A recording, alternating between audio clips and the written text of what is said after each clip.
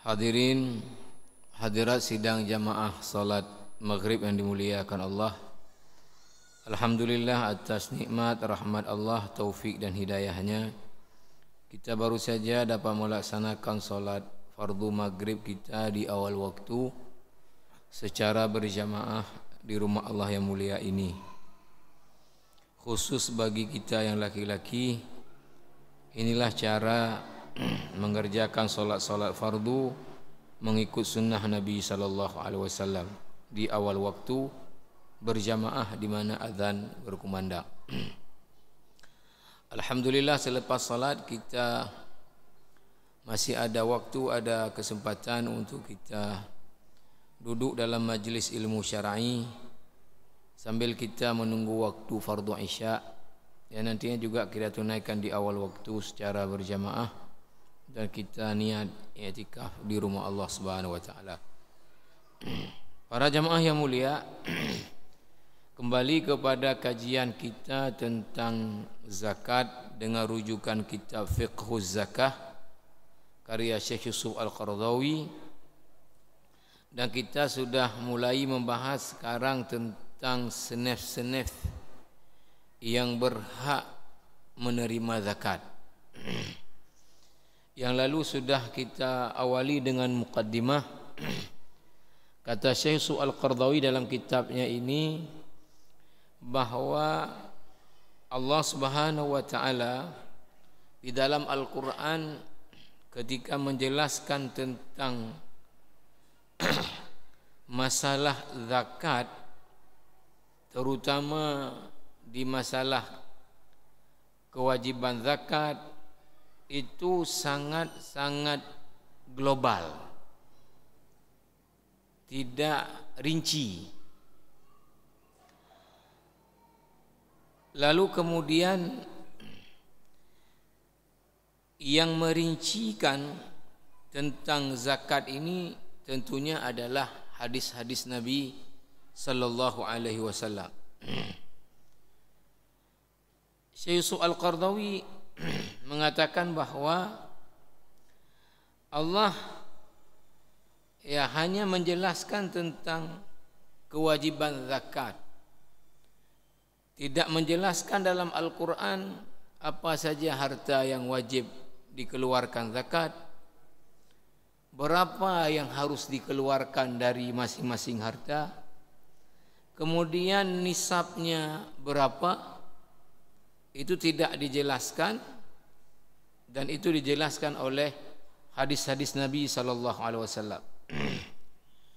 Nah, selanjutnya ketika Al-Qur'an menjelaskan tentang siapa saja yang berhak menerima zakat, Al-Qur'an menjelaskannya secara detail.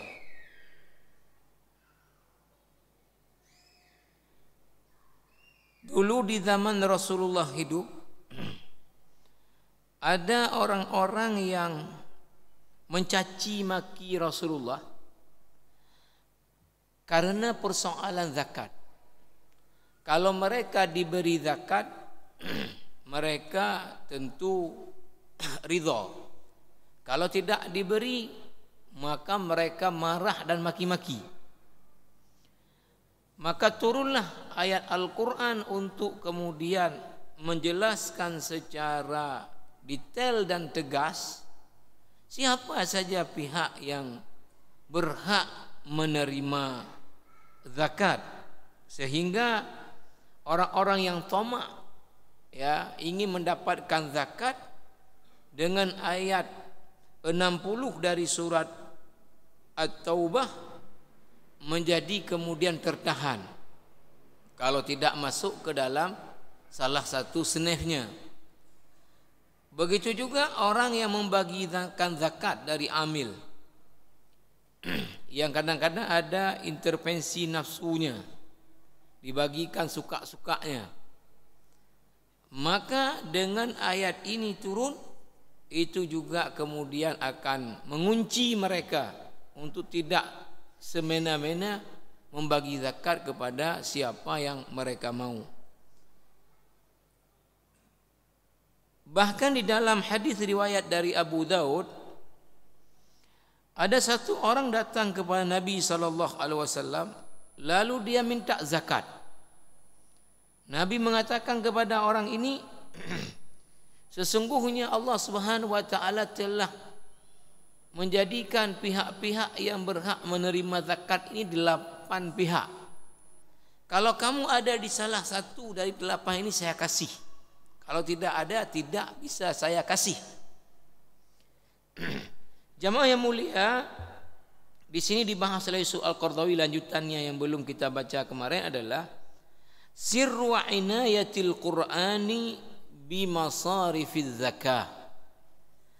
Apa rahasia Al-Qur'an ketika berbicara mengenai pihak-pihak yang berhak menerima zakat itu detail dan tegas. Sementara ketika berbicara tentang kewajiban zakat itu global sekali. Apa rahasianya? Ini yang dibahas oleh Syekh Al-Qaradawi berikut ini.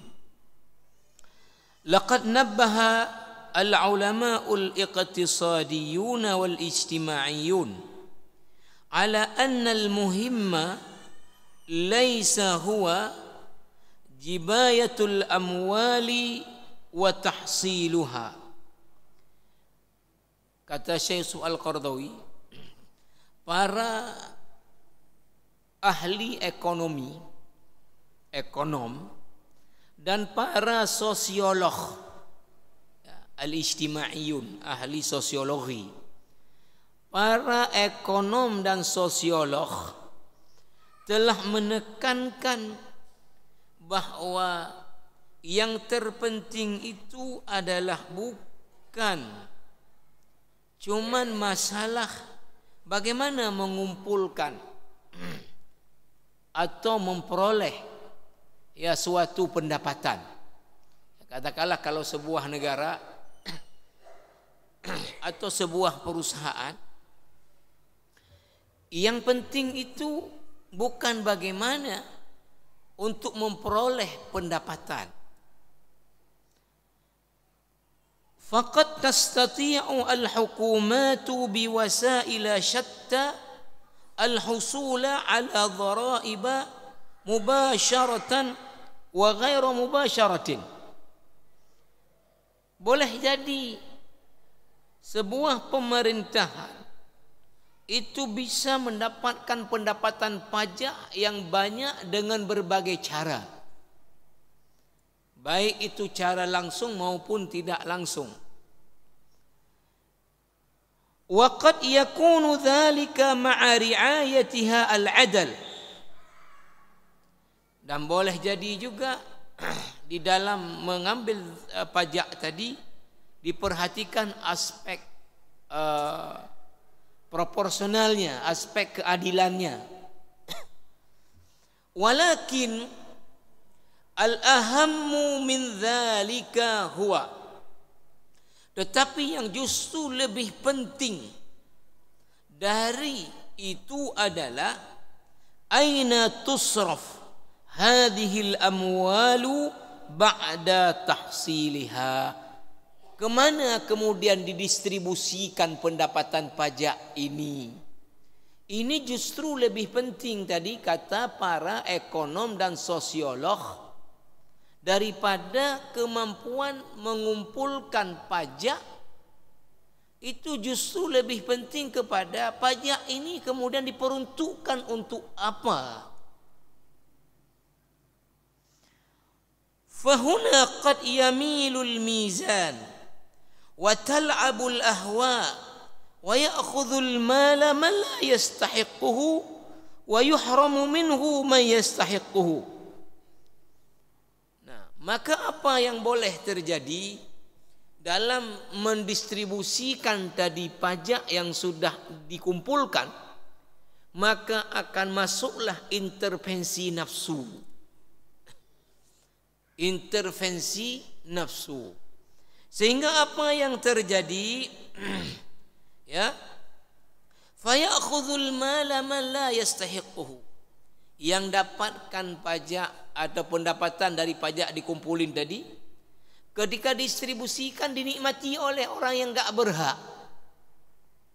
Lalu orang yang justru berhak itu enggak dapat. Karena persoalan tadi di mendistribusikannya. Ya, kita sering ya melihat berita-berita apa yang disebut dengan istilah ya orang-orang di pajak itu sendiri dengan mafia pajak.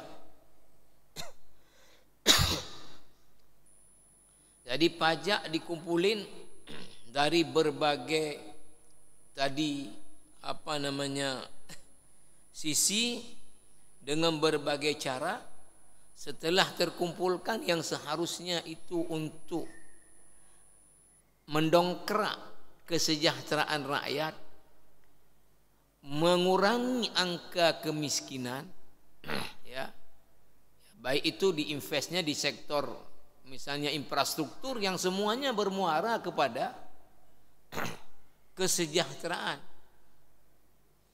Karena undang-undang dasar kita, saya tidak hafal pasal berapa, itu kan berbunyi seluruh kekayaan negara ini diperuntukkan seluas-luasnya untuk kesejahteraan rakyat. Tapi dalam prakteknya ya banyak disalahgunakan. Nah, ini yang disebut oleh Syekh Yusuf Al-Qaradawi.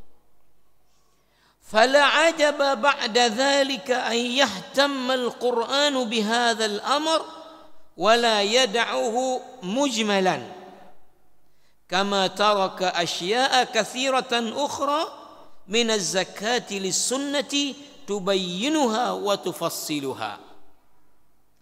Maka tentu tidak heran kalau kemudian kenapa Quran ketika bicara mana saja pihak yang berhak menerima itu menyatakannya secara detail dan tegas.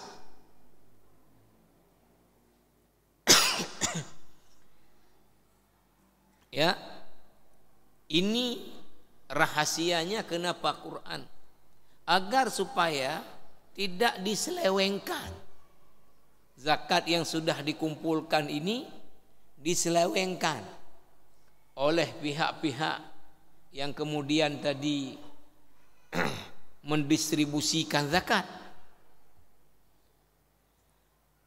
Yusuf Qaradawi kemudian melanjutkan,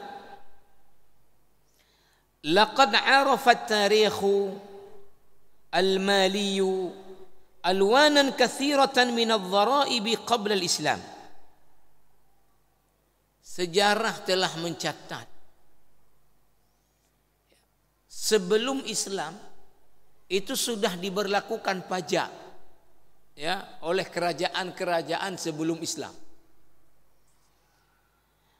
Kanat tujba an tawaif asy-sya'bi min tawaif asy-sya'bi al-mukhtalifati taw'an aw karhan. Yang pajak itu oleh kerajaan-kerajaan sebelum Islam sebagaimana dicatat oleh sejarah mengumpulkan pajak dari berbagai ya kelompok-kelompok daripada masyarakat, baik itu suka maupun secara paksa. Summa tujma' fi khazanatil abatirati wal muluki. Setelah itu dikumpulkan dari para rakyat tadi, maka itu kemudian pajak-pajak yang dikumpulkan tadi disimpanlah ya di penyimpanan yang punya raja. Litunfiqa ala ashkhasihim wa aqaribihim wa a'wanihim. Lalu kemudian didistribusikanlah itu untuk siapa? Untuk kolega mereka, untuk kepentingan keluarga mereka, untuk kepentingan kolega mereka. Wa fi kulli ma yuridu. Kemanapun mereka mau raja tadi, ya, lalu itu didistribusikan suka-suka dia.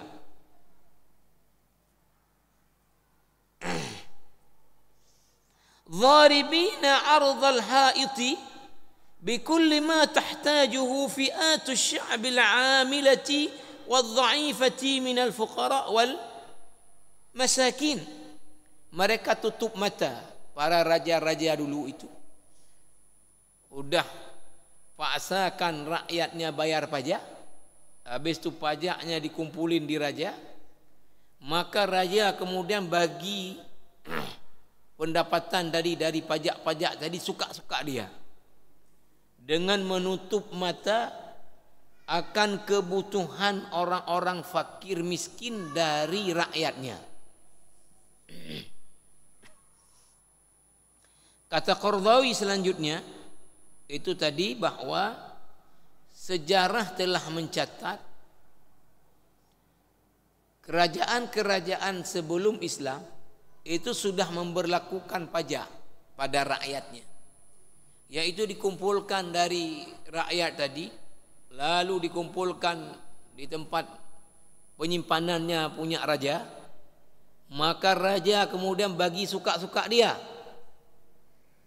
dibagi untuk keluarganya, untuk kroni-kroninya, dan mereka tutup mata kepada rakyat yang membutuhkan. Maka kata Qardawi, falamma jaa al-islamu wajjaha inayatahu al-ula ila tilka al-fi'ati al-muhtajati وجعل لهم النصيب الأوفر في أموال الزكاة خاصة وفي موارد الدولة عامة. Maka ketika Islam datang, maka Islam telah mengarahkan perhatian utamanya kepada kelompok-kelompok yang membutuhkan tadi dari orang fakir dan miskin, dan menjadikan bahagian utama daripada harta zakat itu untuk mereka, bahkan juga dari pendapatan-pendapatan lain secara umum dari negara. Wa kana hadha al-ittijah al-ijtima'i ar-rashid sabaqan ba'idan fi 'alam al-maliyyah wal-dharaib wal-infaq al-hukumi lam ta'rifhu al-insaniyah illa ba'da qurunin tawilatin. Kalau Syekh Qardawi berani mengatakan ini karena sudah membaca. Kalau saya pasti enggak berani karena enggak baca. Apa kata beliau di sini? Bahwa ketika Islam datang, maka Islam memberikan perhatian utamanya daripada harta zakat ini untuk membantu kelompok lemah ini, yaitu fakir miskin. Bahkan dari pendapatan-pendapatan lain, dari pendapatan negara juga diarahkan untuk membantu ini kelompok. Nah, sistem seperti ini, kata Yusuf Al-Qardawi, ya, itu belum dikenal ya dalam ya praktek sistem pemerintahan sebelum Islam. Sistem tadi bahwa harta negara itu mesti diperuntukkan utamanya adalah untuk membantu rakyat yang lemah. Ini belum dikenal. Maka saya bilang tadi kalau saya enggak berani karena saya enggak baca. Kalau Yusuf Qardawi tentu sudah membaca sejarah ya kerajaan-kerajaan terdahulu, membaca juga mungkin buku-buku tentang sejarah tadi perpajakan yang diterapkan oleh raja-raja terdahulu. Maka beliau berani mengatakan di sini ya bahwa lam ta'rifhul insaniyatu illa ba'da qurunin tawilah. Sistem seperti ini tidak dikenal ya kecuali setelah tadi Islam memperkenalkan ini sistem. Wa ala dhawi ma dzakarahu al-Qur'anul Karim an mustahiqqi adz-zakati wa ma bayyanahu min sunnatin Nabi sallallahu alaihi wasallam wa khulafaihi ar-rasyidin sanatahaddatsu fil fusuli السبعة التالية عن مصارف الذكاء الثمانية وفي فصل ثامن عن مباحث متفرقة حول الأصناف المستحقين وفي فصل أخير عن الأصناف الذين لا يجزى صرف الذكاء إليهم. Maka apa yang sudah tadi disebutkan Quran tentang pihak-pihak yang berhak menerima zakat, kemudian nanti dijelaskan lagi dengan hadis-hadis Nabi dan juga praktek para khulafa ar-rasyidin setelah itu, maka pada 7 bab ke depan ini akan kita bahas tentang ya senif-senif yang berhak menerima zakat. Ya khusus nanti pada bab 8 akan dibahas lagi pembahasan-pembahasan yang terpisah tentang senif-senif yang berhak menerima zakat, dan yang terakhir sekali akan dibahas tentang pihak-pihak yang tidak boleh kepada mereka diberi zakat. Ini rahasia tadi kenapa Al-Quran tegas sekali ketika membahas tentang siapa yang berhak menerima zakat. Dan juga tadi dalam sejarah sistem pemerintahan di dunia, maka Islamlah yang terdepan tadi memperuntukkan pendapatan negara, baik itu dari zakat maupun pendapatan lainnya, itu dipergunakan utamanya adalah untuk membantu orang fakir miskin. Maka kemudian dimulailah pembahasan tentang pihak pertama yang berhak menerima zakat.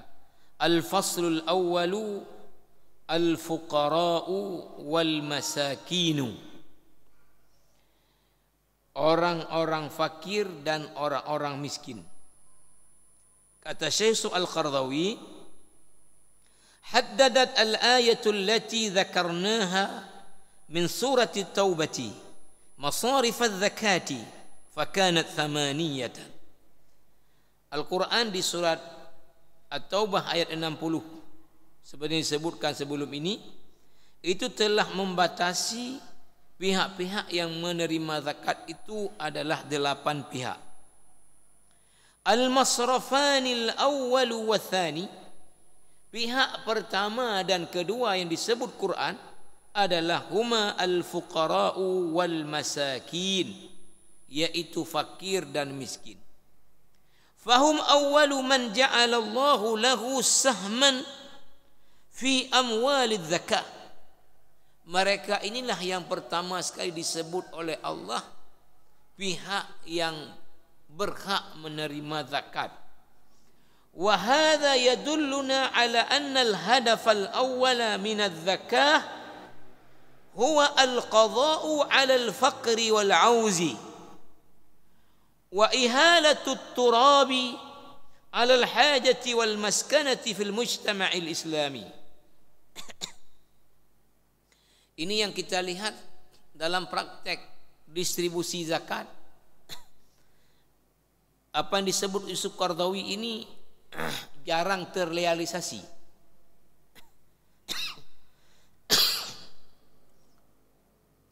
Ya, di antaranya juga nanti akan kita masuk sampai kepada tahap bagaimana mekanisme. Ya, menurut saya juga ya ada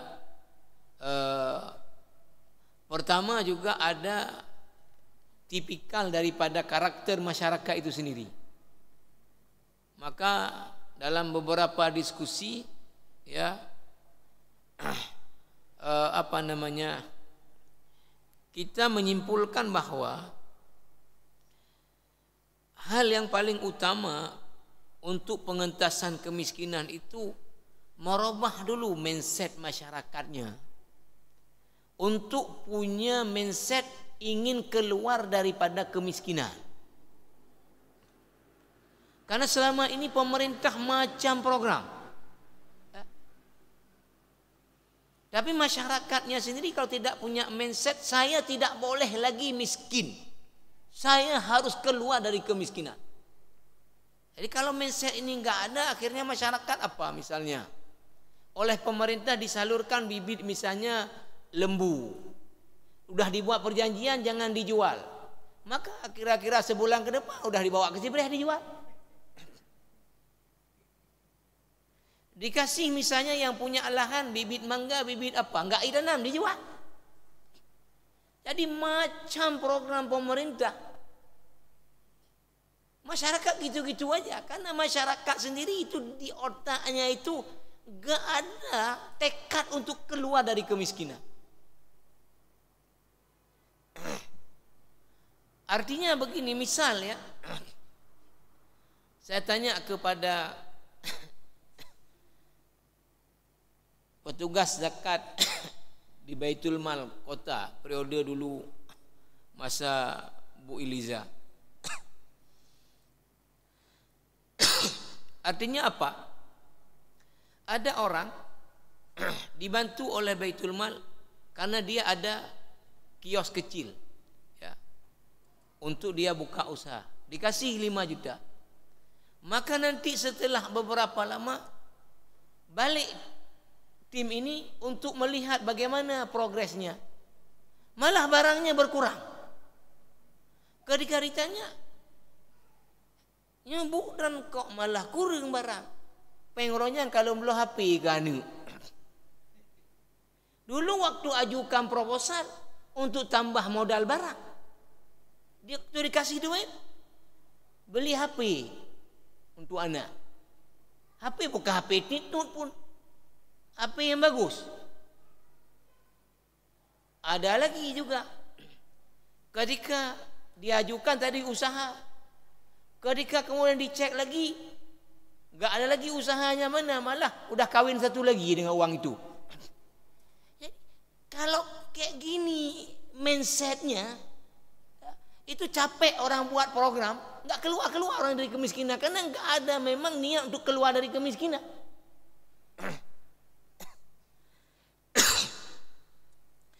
Maka jamaah rahimakumullah, tadi saya sebut kata Syekh Yusuf Al-Qaradawi, ini disebut alasannya secara bahasa ya, bahwa ketika Islam meletakkan seneh pertama dari yang berhak menerima zakat dan kedua adalah fakir dan miskin, maka tujuan utama daripada zakat itu disyariatkan dalam Islam adalah huwa al-qadha'u 'alal faqri wal 'auzi, untuk memberantas kemiskinan, untuk mengentaskan kemiskinan. Maka kalau kita mohon maaf misalnya mempelajarilah, menelitilah berapa lama sudah berjalan ini kewajiban zakat dalam masyarakat ini. Apa kontribusi zakat itu sendiri untuk tadi mengurangi angka kemiskinan? Bahkan ketika saya tanya misalnya di tempat saya saja ya, di zakat fitrah ini ya, setiap tahunnya kelompok fakir miskin yang menerima zakat fitrah itu bukan berkurang, tambah. Salah satu yang menurut mereka itu apa? Ya udah pernah saya cerita di sini. Kalau enggak ditulis marah. Kalau misalnya amil yang sekarang ini bukan amil yang dulu lagi, kemudian membuat ya kriteria, kemudian menyeleksi betul, yang dianggap tidak layak lagi tidak diberi, datang nanti pakau wadai je kamil lo hanalib nah pakau rojihna pakan dalam berdebit lo, malah dia seharusnya kan dia malu masuk ke dalam kelompok itu, malu. Ya, tapi itulah karakter orang tadi, mindsetnya itu, malah enggak diberi marah. Nah, maka kalau kita lihat misalnya tahun ke tahun ya, jumlah orang yang menerima zakat dari senef fakir miskin itu bukan berkurang, nambah. Ya seharusnya tadi kata Yusuf Qaradawi, tujuan utama disyariatkan zakat adalah pengentasan kemiskinan. Maka selain mindset tadi juga nanti ada hubungannya dengan teknik pendistribusiannya akan dibahas ke depan oleh Syekh Al-Qardawi. Wa dzalika anna al-Qur'ana qad bada'a bil fuqara'i wal masakin wal Qur'an qad nazala bilisanin arabiyyin mubin wa min sya'ni bulagha'il arabi an yabda'u bil ahammi fal aham. Jadi Al-Quran itu dalam bahasa Arab. Para ulama bahasa Arab, ya, ketika memulai sesuatu, ya, yang pertama diletakkan itu yang terpenting, baru menyusul berikutnya. Maka secara tata bahasa Arab dapat dipahami bahwa ketika diletakkan oleh Allah pertama adalah fakir miskin. Nah, inilah yang tadi menjadi fokus utama daripada pensyariatan zakat.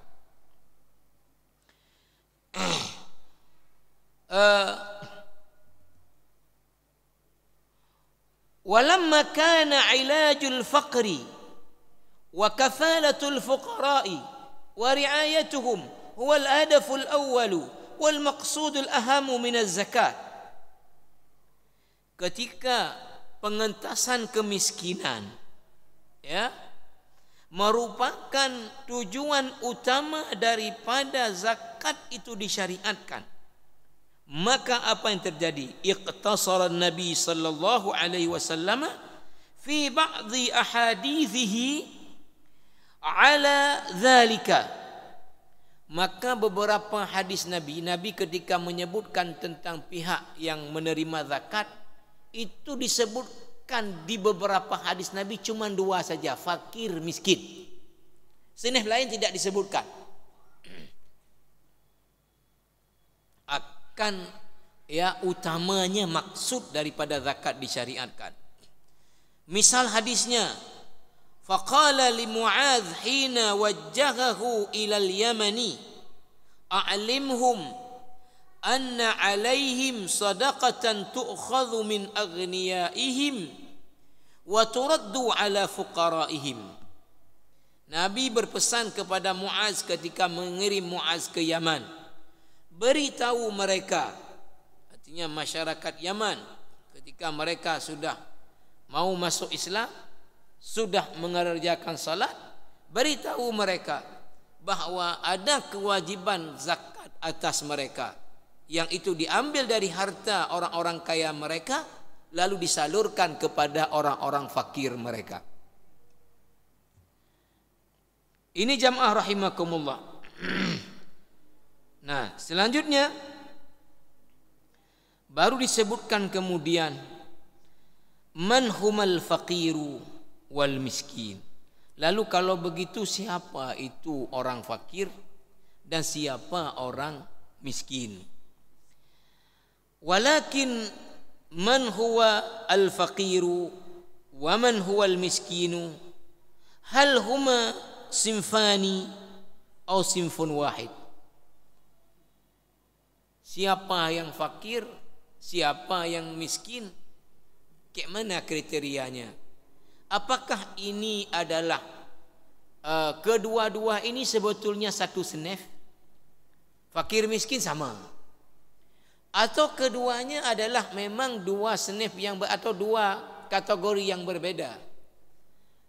Fakir satu kategori, miskin satu kategori. Atau keduanya ini sebenarnya satu kategori? Ini yang masih bincangkan oleh para ulama. Zahaba Abu Yusuf. Ya, insyaallah kita sambung yang akan datang, ya, untuk kita kemudian lihat bagaimana pandangan ulama, siapa yang fakir, siapa yang miskin, apa kemudian kriterianya, ya. Ini insyaallah kita sambung ke depan. Subhanakallah bihamdika asyhadu an la ilaha illa anta astaghfiruka wa atubu ilaik. Wassalamualaikum warahmatullahi wabarakatuh.